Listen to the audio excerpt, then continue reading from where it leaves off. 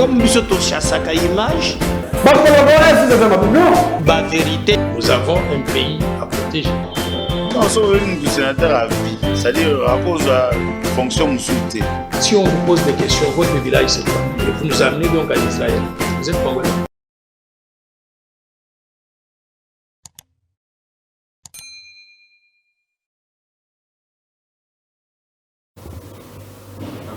À son tour, Dominique Monongo porte plainte. Tu comprendras comment Makambo Kolekana Mboka Oyo. Donc, j'ai un peu très compliqué. Tokozongela Yangone émission ya lelo. Eliezer Ntambwe na Mike Mukebai ba telemi vraiment pour na bango ko dénoncer ba méthode oyo ezali koleka na niveau ya Katanga ba révélation mosusu oyo Eliezer Ntambwe alobi ke Dominique Monongo azali tante direct ya Katumbi, donc aza tante na ye. Et lors de cette émission, c'est le makambo ebele mais degré ba komi ko finga bango kaka nde ba finga vient abiso Christophe Lutundula apala. Toko solo la yango na émission ya mokolo lelo bande konangai toko solo la pe na bino makambo mingi tout autour. Boyebi que premier ministre ya mboka na biso Sama Lukonda Kenge azali se retrouver na niveau ya Nord Kivu nini mususu balobi ke bazali ko kende ko bunda makambo oyo ya état de siège ne menalandi ministre oyo ya enseignement supérieur et universitaire Moyindo Zangi na yoki ya lobi pona ye. Il est grand temps que baluka lo lenge nini ya kolongola état de siège ba renforcer kaka ba militaire mais bazongisa état civil na yo pe ministre ozana kati ya gouvernement muntu oyo azali na ensemble azo chodile kaka biloko na ndenge na bango biso tokoki koloba nini mais pour lui à Monique il faut isaleba bongo. Alors tokoso la pe na bino lelo boyebi ke sima ya ko porter plainte na biso ezali pe na ndeko mususu ayaki après biso kombo na ye ezali Oscar Lukusa. Il avait aussi porté plainte contre Dominique Monongo. Alors, lelo makambo ma baluki Monongo qui a porté plainte a déposé ce qu'on appelle une citation directe. Alors, on n'a pas compris. Tokotangi la bino yango bazuzi baweli simbala moko na lombango ko bengi saye. Alors, mais nous allons nous battre jusqu'au bout. Ba intimidation wana elenesika na mboka na biso. Alors na sengio, s'il te plaît, si c'est pour la première fois que aux autres la émission na biso, bosenga nangeza laka moko o s'abonner si c'est pour la première fois. Abonnez-vous. Okokipe ko partager cette émission. Songa biso partager les biso. Et to bande comme so balo yanto ko bazo partager na ba page na bango bazo partager na ba groupe WhatsApp. Vous nous aidez, merci de tout cœur. Boko ki pe ko liker. Même pe mission ndenge zole ka boko benga pe mutu mususu akoti pe en ligne. Boko mi ebele en ligne bozota la c'est une façon de message comme la batunyons. Mais retenez que je vous porte en motema nangai. Vous êtes partout à travers le monde. Merci. La confiance, toujours la fidélité. Oyobope Sakabiso. Tobandi bande konangai émission Yalelo. Dominique Monongo a porté plainte bavoka na ye. Vous voyez très bien que si Mayaba propos séparatiste, xénophobe, oyatenaki, biso totelemaki, biso banane, biso Congo en avant, parti politique. Tokendaki ko déposer plainte na biso na parquet près la cour de cassation. Si manayango tosengaki procureur que maman na biso wana atenaka ba propos ya mabe, ba propos séparatiste. Alingia kabola katanga na ensemble ya Congo. Si manabiso kolongwa wana toye komona mutu ya mibale aye kotika pe plainte na ye kaka pona likambo moko wana kombo na ezali Oscar Lukusa. Ye pa monaki ke lolenge makambo ekei, lolenge makambo etamboli, esengeli ni mama wana aya ko répondre po tokoki kukabola Congo te. Congo esengeli ezala moko. Me bandeko na ngai na butu namoni ndeko wana benginga atindelinga déjà mukanda ni oyo parquet batindeliye. Je vais vous lire. République démocratique du Congo, pouvoir judiciaire, tribunal de paix, je crois, par que nous avons bien été, grief pénal, bon, d'épée de Gombe, ordonnance permettant de citer à bref délai, numéro Ezali 238/2022. L'an 2022, 7e jour du mois d'avril, nous, Gaël Yimbi Wete, président du tribunal de paix de Kinshasa Gombe, assisté de Madame Kofin Koubasandra, grief titulaire AI de cette juridiction. Vu la requête nous adresser en date du 19 janvier 2022 par Maître Eric Kafande, avocat du conseil de Madame Dominique Munongo Inamizi, tendant à obtenir la permission de citer à bref délai sous RP, sous RP 29 740 1. Monsieur Oscar Lukusandaye, résident à Kinshasa au numéro 12 de l'avenue Kassai, quartier Lissala, dans la commune de Kitambo Magasin. Attendu qu'au terme de la requête, il ressort que la célérité devrait être faite, qui a eu lieu de faire droit à la requête suivante. À ces causes, le président vit la loi organique numéro 013/011-B du 11 avril 2013 portant organisation et fonctionnement et compétences juridiction de l'ordre judiciaire.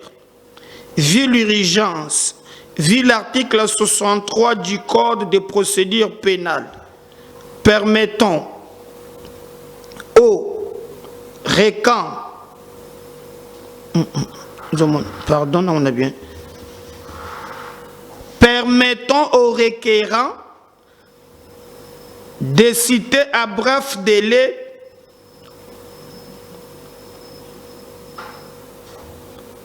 le préqualifié pour l'audience publique du 12 avril 2022 à 9h du matin. C'est que Moukande, c'est le cas qui alors.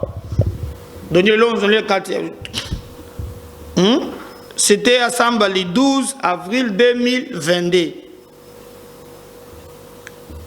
Ordonnons qu'un intervalle d'un jour sera entre le jour de la signification et celui de la comparution. Ah, il m'a dit que Baluka qui est, Bazwa qui était, Nde Bayoko Luka, ko déposer les. Voilà, ainsi ordonné entre notre cabinet Kinshasa Gombe Ojo Papa, le greffe titulaire Kofi Nkoba Sandra, le président Gaël Nyimbi Ouete. Voilà. Donc, je crois que Oyobomoni ezali mukanda oyo bakendaki kotika na ndeko Oscar Lukusa oyo na yebisi bino ezali oyo yebisinga parce que sima ya kotika plainte ayaki sima na biso et lui pense que azali menacé na madame Dominique Munongo. Alors alobi bandaki ko luka ye ba bazo pesa ye teti ba bundi ba ye ko zo adresse na ye nde batikeli yango lobby ce que ba date oyo esi eleki donc beaucoup je sais pas ce que ba ko réactualiser ngo lisusu ce que ba ko sala ndenge nini en tout cas biso toyebite mais au moins nous disons que ces méthodes où il y a intimidation alors il faut ici là. Alors nous demandons pourquoi justice batunyonso bisomi balé je ne sais pas ce que ça n'a pas plainte mususu et c'est Tchami mais au moins na mukuse boye bakendeko oyo Dominique Munongo a porté plainte za ponani ndenga tikaki plainte contre yeye pa balusi mais tomoni que yaye et avancé ou bien ils ont un problème ou particulier je sais pas mais au moins boye bake Dominique Munongo a porté plainte mais pour nous nous pensons que on n'a pas tout le monde dans le droit de se plaindre mais toujours singapé à procureur basalape ni moi lumbango pona ete makambo wana ele kaka quand même moi noki et que baye oyo basalimbeba bazala sanctionner. Nous allons suivre de près cette histoire pour toye bani nezali koleka mais les lots jeudi na 12h nous serons na niveau de l'Assemblée nationale. Aujourd'hui à 12h tokozala na niveau de l'Assemblée nationale. Donc on a mémo na biso pour boyibi que maman oyo bon si babagamba ba plainte commis je sais pas et consort mais pour nous nous serons aujourd'hui na niveau de l'Assemblée nationale. L'Assemblée nationale tokokiende pour na porter ko déposer mémo na biso ko rappeler citoyen Mbosso Kali président et que Mayema Sali le député a violé délibérément non seulement la Constitution mais il a violé aussi le règlement intérieur. Oh et lobby que député pour lobby na bondi pour na luka bon moi na ba disposition oyo ezalé violer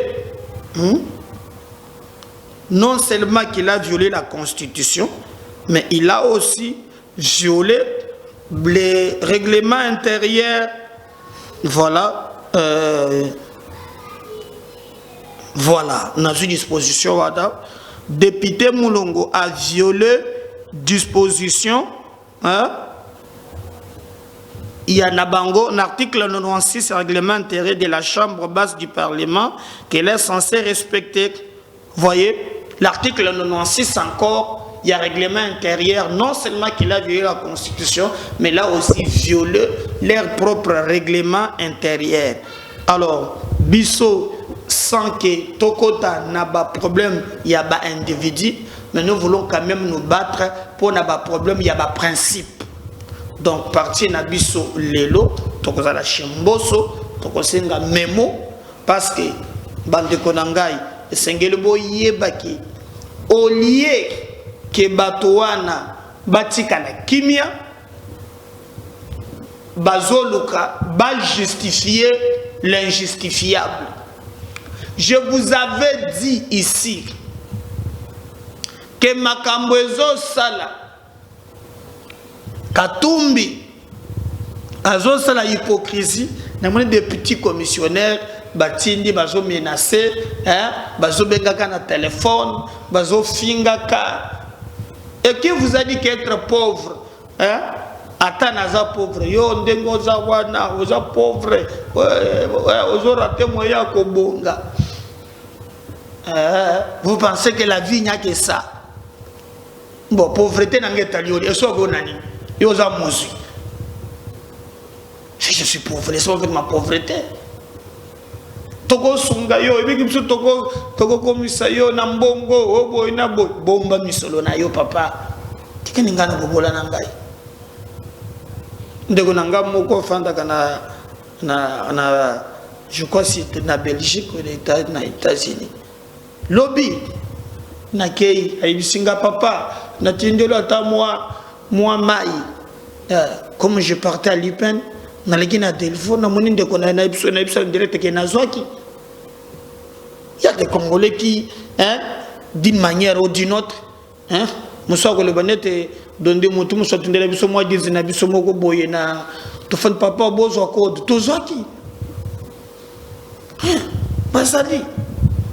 Moi, il y a chantage, Loba Boy, Sala Boy. Après, point le lobby boyete, moi. Bon, comment est-ce qu'il y a de l'hypocrisie? Yako sakanate. Beaucoup de monde qui est proche, un très proche. Yakatumbi sima ya makamboyo Olivier Kamitato alobaki parce que Kamitato vraiment yé a cheba ina monokote atalisi ke aye ko apporter soutien na ye polele na mama wana. Moto liboso bokomona eza Laurent Onyemba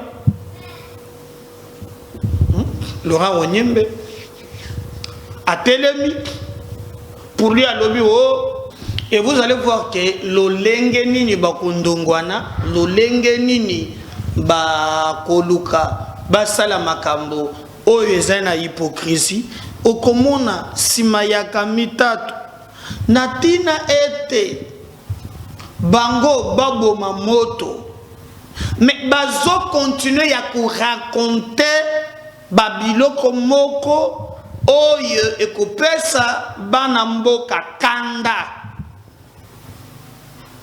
ya kosakana te donc likambo eza mabe Kamitatu lekilango français milai tikata likambo wana maintenant ezali Laurent Onyemba azali, je crois que c'est celui qui s'occupe maintenant na makambo ya communication. J'ai repris il y a Oyo Itale Katumbi. Il va aussi dans une émission Bayambie na Pero chercher encore des na makambo mususu pour na koloba contexte Oyo ya le belaki yango. Bon, moi je pense que dans ces pays Ezabato mususu so tokebite toko risque to mona division ekota na mboka na biso et nous allons faire par tous les moyens donc pour na côté les mela likambo owana. Je vais vous laisser suivre makambo ya lobby ndenge nini bango bazoko kanisa likambo wana. Bokanga très bien que mon toile bosso le bac azali présidente il y a Ligue des femmes na video musuna kopesa bino awa obokolanda ya Mike na Eliezer balobi azape non seulement présidente ya Ligue des femmes mais aza tata mwasi selon o musuzo aza tata mwasi ya Katumbi. Bon, je sais pas côté à papa, côté à maman, il faut dire côté à maman. Un peu côté à papa, il y a mon bégaza mouyouda. Donc, il faut dire côté à maman, le bazar tata, ce qui maman dit, je sais pas soutien, je sais pas tante, tout le temps mais il les ont tapé si info one. Il y a mi balé, ouais, il y a Hollanda, Ezali, Olivier Kamitatu, Azali Dirkab, P porte-parole, il y a Moïse Katumbi, il y a Messat qui intervient. Ba maman moko ba lobeko baza ba Ligue des femmes makambwana etali bisote boye na boye. Maintenant il y a Messat oya bimi poaloba. Azali maintenant secrétaire national chargé à communication. C'est lui qui s'occupe na makambo nyonso tout ya communication ya Katumbi. C'est lui là qui vraiment a lobby Kombo naie Laurent. Je crois Laurent ce qui est au Nyemba et donc moi bongo. Alors yé moto azali ko PSP malobanaye musus ponaye ce qui s'est fait bato ba déplacer kaka malobana contexte. Donc c'est pas grave. Donc bato ba tant quand il avait dit que non et la sim que Katanga et Longwa l'ensemble ya Congo c'est que bato déplacer malobana contexte. Quand elle dit que papa naye azalaki ministre il y a intérieur, il y a Tchombe, et qu'à un certain moment, il y a Azali appelé à Kouassime Yango. Et Zaka Kabiso, Batulisuso, te déplacer, Malobana contexte. Et c'est lui qui justifie ça, Azali, chargé, c'est lui qui est le secrétaire national, chargé, il y a communication, il y a parti Mobimba Makambonyon, il y a Katum, pour Tanadobaki, qui est ministre intérieur. Awelisana Lombango ata la partie wana batobako comprendre te et ali partie ko pelisaka moto un jour ba congolais ba tiani mbeli et pour mona ke kozala likambo moko ya malamu te ya likambo moko ya mabe mi bango bako tutela kango tolo ba mona ngode teza lokomo po bazana etando ike et il va encore tango rolanda vidéo wana koloba makambo ya bilan o bango bazana kati bako longo gouvernement te mais bango bazana kati na kati ya kozo ba avantage mais bilan et très Tshisekedi yemoko bolanda ye bomoyo ka classe politique o tozana ngo na République démocratique du Congo mboka ya makambo. On va revenir juste après. Merci. Bonjour. Prenez rendez-vous avec moi tout à l'heure à 15h heure de Kinshasa, je serai avec Maître Laurent Onyemba, nouveau secrétaire national en charge de la communication et des relations avec les médias d'ensemble. Ça va? Très bien. Katumbi ne dit rien, vous ne faites rien, vous vous taisez-vous. C'est vous qui êtes derrière cette affaire de tribalisme contre le Kassaïen. Vous avez ma position à 15h. C'est pas Katumbi. Pourquoi vous ne condamnez pas ça? Katumbi n'est pas tribaliste. Ah bon? Les propos de Mme Monongo sont déplacés de leur contexte. Ah bon? Ah oui. Il va parler de tout ça. On revient sur cette affaire des bilans. Pas question de partager les bilans avec Tshisekedi. C'est lui-même qui échoue, pas vous. En tout cas, le projet de société qui est mis en mouvement n'est pas le projet d'ensemble, encore moins de Moïse Katumbi. Moïse Katumbi n'a pas intérêt à bloquer. Et donc, chacun portera sa propre croix. Vous ne partagerez pas les bilans avec Katumbi? Pas du tout. Mais bon, on a gouvernement. Aucun argument, ni scientifique, ni politique, de partage de responsabilité. Bon, on a gouvernement. Non, mais comment nous avons 60 députés, vous voulez que nous puissions laisser à celui qui a 30 députés? Allez, prenez rendez-vous tout à l'heure à 15h. Je serai avec Laurent Onyemba. Et on va en profiter pour saluer Salomon Escadé. Salomon Escadé, là, mon spécial, j'ai vu carton plein, tel président, tel conseiller, coup de chapeau, Peter Tchani, Oumandé, et je vous salue tout à l'heure à Kibombo, je suis avec vous. Voilà, je crois que Binomoko Bolandi, makambo ya lobby pour bomona ke likambo wana eza sous likambo ya kotuna te koluka ba midi à 14h boko comprendre que logique ya bandeko yo za kokoma na likambo te na suka bato bazobenga ngai bato bazale kokende kosala makambo o ya ndenge na ndenge donc ezali vraiment ko pesa motema pasi bango bake na justice ko fonda Oscar Lukusa mais oyo bango bako justifier bato bazali ko mwana yango te ezo pesa biso motema pasi na moyen ya koloba yango ezate mais je crois que Bolandi celui-là Simaya Ligue des femmes porte-parole d'IRCAB maintenant c'est le secrétaire national aux abakano officiel ya parti yepe boyoka makambo oyo ya lobby autour ya likambo wana lolingeni ne ko continuer bande konangai bino moko mituna mituna sote likambo ezali na nzungu ya parti na bangote oyo bango moko bayebe le tenant et les aboutissants parce que vraiment un parti politique oyo yebi malamu maye bazali ko bunda bakoki jamais alors kolokela ba phrase bakoki kolob on a déplacé de leur contexte. Donc vous comprenez que c'est quelque chose oyo ezali vraiment préparé na laboratoire kaka poete basala makambo oyo ya mabe koleka et biso ezali ko arranger biso ata mokete. Donc, tous allons kobunda, tous allons travailler pour te makambo nyonso et kende et liboso. Mais pour retenir que MKB officiel, les alliés chaîne na bino, moto mon côté, à côté côté les ma na mai oyo bato bazali kolobaloba de gauche à droite, c'est pas vrai, c'est faux et tokosala effort puis ce peut tolandela yango tina suka. Mais vous savez aussi que c'est pas facile. Tout le monde, bien que bazan ensemble, bazaka d'accord. Te namanso mazali koleka, tozali na deux députés, mukwaza député national, mukwaza député provincial. Député national ezali oyo tobenge Eliezer Ntambwe. Hein?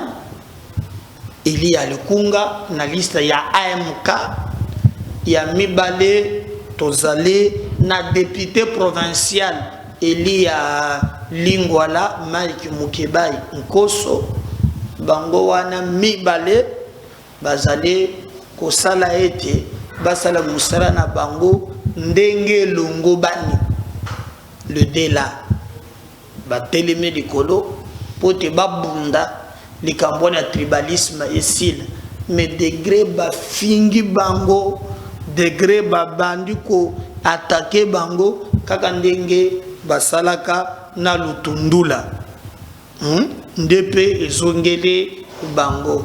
Donc Mukebai na Eliezer bamoniki likambo oyo ndenge eleki mabe ekoki ko continuer bongo te s'opposer surtout na maloba oyo ya Olivier Kamitato moni makambo yali mabe il faut que telemela yango Mukebai par exemple alobi mais ndenge nini yo koloba kaka o papa na ngai azalaki soki na chombe omeki omoni makambo na yo bon soki papa na azalaki kosala mabe azalaki kosala donc yo mwana oza obligé kaka olanda mabe wana. Donc il a donné un peu ses raisons ou parfois ceux qui ont tali ils ont vraiment na logique. Eliezer peut a condamné à lobby mais mutazolo ba makambo wana azakaka mutupamba te azape na lien ya famille na katumbi azatata mwasi na ye mais on ne comprend pas pourquoi bazotika baloba wana eleka. Alors bango bazali vraiment batu ya ensemble pour la République mais quand même bamoniki ba Kamitato na batu mususu lolenge bazume makambo bakomema yango bien te. Alors de leur côté bande comme susu ba monima be babandi ko finga bango. Moi, je crois que je vais vous laisser suivre. Bon, mon adolenge nini réflexion à bango et zali. Nini bango balobi. Le dé là, nous allons revenir juste après pour nous coucher dans l'émission Abisso Mokolo Yalelo. On se revient juste après. Mais c'est ça, surtout à cause d'Olivier. Oui, parce que d'un côté, l'honorable Dominique Mounongo, qui est l'attente du président Moïse Katumbi Tchapoué, fait une déclaration, pas seulement ça, deux déclarations fortes. Un, nous assumons la sécession. Et ça, c'est très grave, ça. Ça, c'est encore grave. Abandina Ouan. Compte supérieur, mais on réclame seulement ce qui nous est dû. Est-ce que vous avez l'âme fédéraliste en fait. Vous voulez le découper. Vous voulez d'ailleurs sortir le Katanga de la RDC. C'est votre rêve de Tchombe. Oui, quelque part, oui, parce que mon père était quand même le ministre de l'Intérieur de Tchombe. Donc là, il faut quand même assumer ce qui se passait. Du président Moïse Katumbi Tchapoué fait une déclaration, pas seulement ça. Deux déclarations fortes. Un, nous assumons la sécession. Et ça, c'est très grave, ça. Caprone. Ça, c'est encore grave. Abandina Ouan.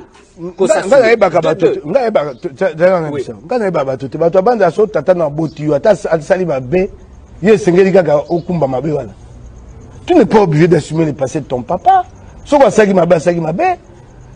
Yo à mon Hitler, a bomi batolo quoi, Hitler mon tabou que tu dois assumer.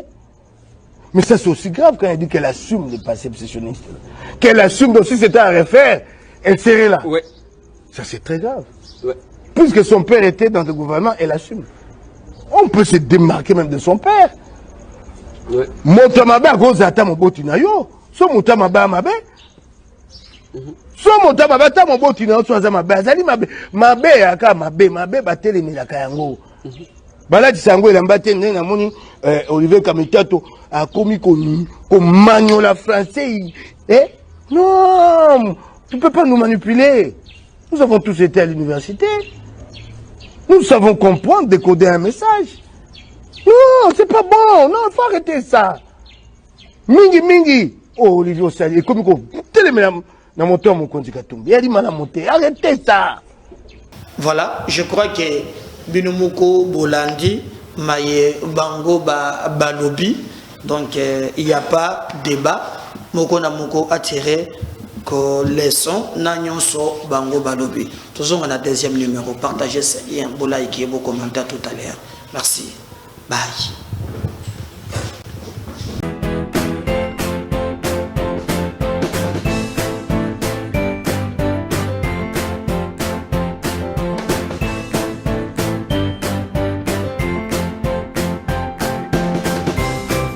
Comme nous sommes chassaka image, vérité. Nous avons un pays à protéger. Non, c'est un sénateur à vie. C'est-à-dire à cause de la fonction souhaitée. Si on vous pose des questions, votre village c'est quoi? Et vous nous amenez donc à Israël. Vous êtes congolais.